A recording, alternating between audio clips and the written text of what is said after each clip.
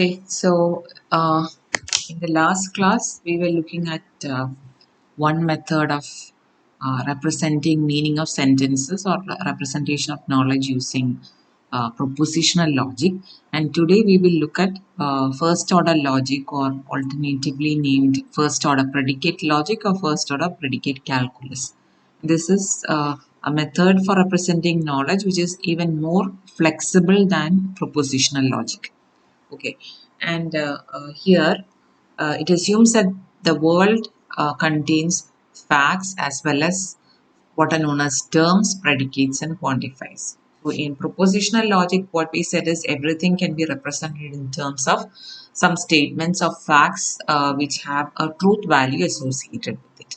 But here, apart from that, we also have what are known as terms, predicates, and quantifiers. So, we look at what each one of them is. So what is a term? It refers to some individual objects which might be constants like say 10 or Paul, or it might be variables like x, y, z. And it also, terms can also contain functions of the form f of t1, t2, etc. tn. The t1, t2, etc. tn are some parameters. Okay, so that is what a term is. Term is the most basic terminology associated with this first order predicate logic. And then we have what are known as predicates. Okay. So predicates are used to describe terms or to express relationship that exists between the terms. Okay, predicates are used to describe relationship that exists between terms.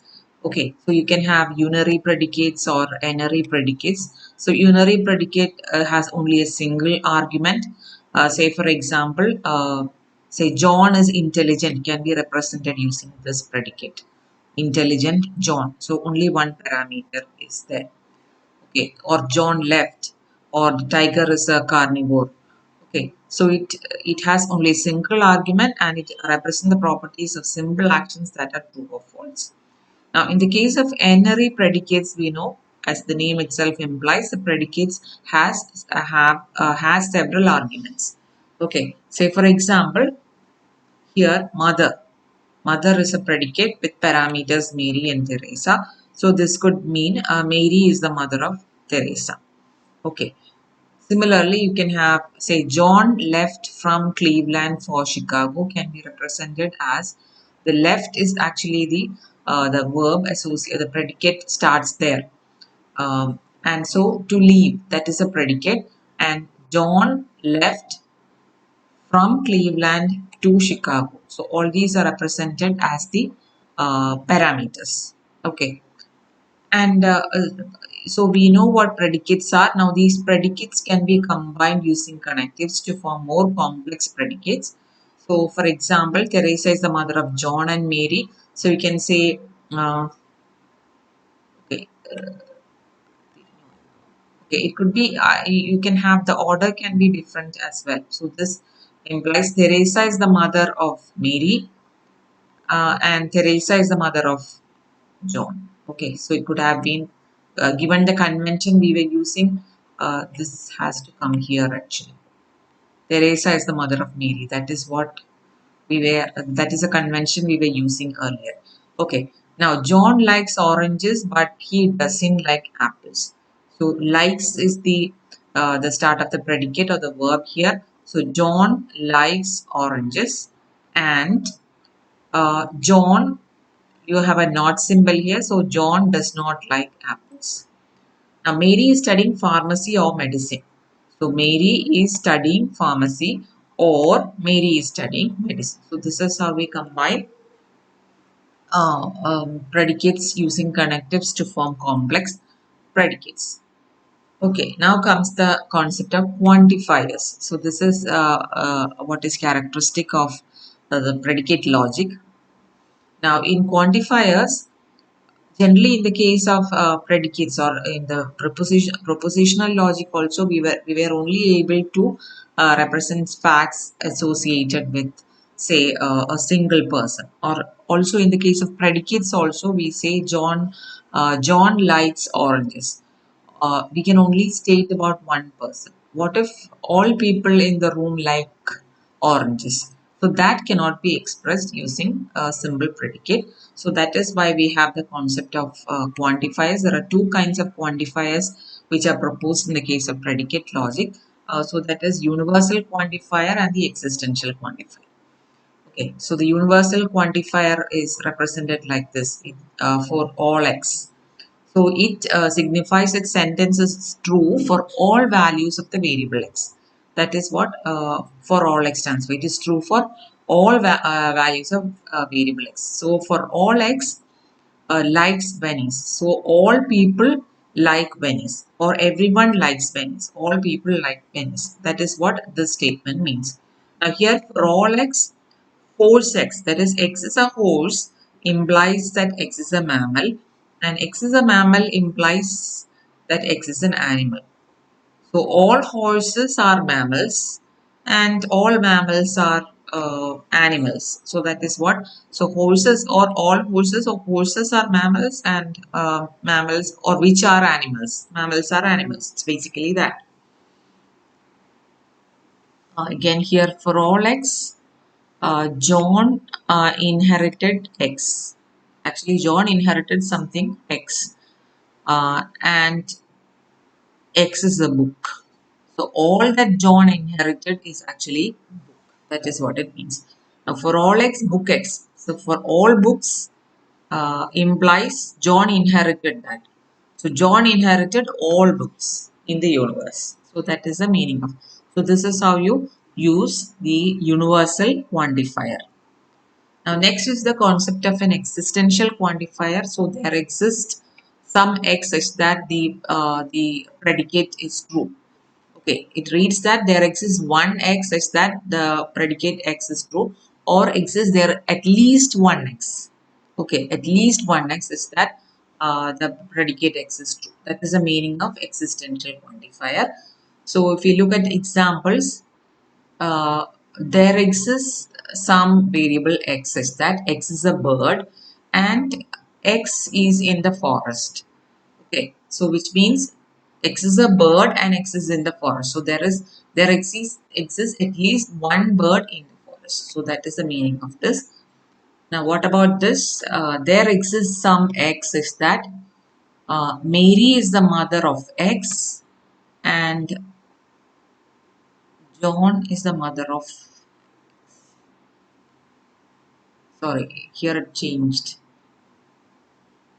or it is X is the mother of Mary and X is the mother of John. Okay, X is the mother of both Mary and John.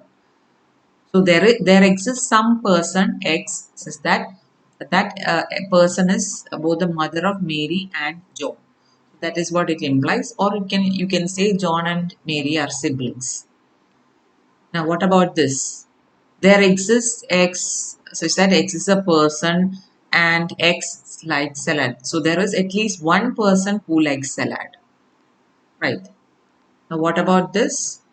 There exists X, some variable X is that for all Y such that Y is an animal. For all animals implies uh, X does not like Y. Okay. Okay, so there exists some person who does not like animals. Okay, there is someone who does not like animals. Okay, and so on. So you can actually go through the other examples also. Now here, this is an example to illustrate the difference between for all and there exists. So for all x, cat x, x is a cat implies that x is nice. So all cats are nice. That is the meaning of this for all statement. And there exists some x, is that x is a cat and x is nice. So the meaning of this is there exists at least one cat that is nice. Okay, so that is the difference between the usage of for all and there exists. Okay, this is about the priorities used. The negation connectives and the quantifiers have highest priority. When you have multiple operators or used in the same predicate logic statement, the priority is defined like this. The negation connectives and the quantifiers have the highest priority, and then comes the connective of conjunction and disjunction, and finally least priority has implication, and the last one is biconditional. Okay, so it is based on this that okay, here Okay, in here we are looking at examples where the same thing can actually be represented using different both for all and there exists in different methods. As you can have the same statement itself represented in different forms. Okay, so that is what. So if you have a for all x not p, it is actually equivalent to not there exists x such that p is true. Say for example, for all x such that x does not like John. Okay, that is all x does not like John. That is nobody likes John. That is what this is, right? For all x, for all people you know, uh, X does not like John. So nobody likes John. That is what is written here. Okay, according to this statement. It is equivalent to saying that there exists some variable X is that is there exists some variable or there exists at least one person such that he likes John. There exists one person who likes John and you're taking a note of that. Right, there exists at least one person who likes John. And you when you take the note of it, it means nobody likes John. So both are actually equivalent, right? Now we look at one more example here. Um, Not for all x p is true is equivalent to there exists x which is not p. That is for all x likes John, which means uh, everybody likes John. Without this not, without taking into consideration this not, what this means is everybody likes John. Okay. And the opposite of that is when you take a note of it, at least one person dislikes John. That is the meaning of when you take a note of it, right? That is only this, if you consider only this, it means all people, for all x likes John. That is all people like John. And when you take a note, when you apply the not operator, it means there is at least one person who does not like John. Now, that is equivalent to writing like this. That is, there exists at least one person X that X dislikes John. The same. Okay. So similarly, you can go through the other examples, these two also. Okay, now, okay, well-formed formula, like in the case of propositional logic, how do you form the well-formed formula is based on these rules. So you can have a predicate like this, that is the most basic thing of the well-formed formula. Then you can have an equality like this, which can be part of a formula. Then you can have a negation operator as part of the formula. You can have and, or, implication and biconditional. All these can also be part of the formula. And finally, the quantifiers. So a well-formed formula in predicate logic is formed from predicates combined using these operators, just like we uh, mentioned about in the case of propositional logic also. So this is the overall picture about predicate logic or first order predicate logic, and we look at some exercises and examples in class also.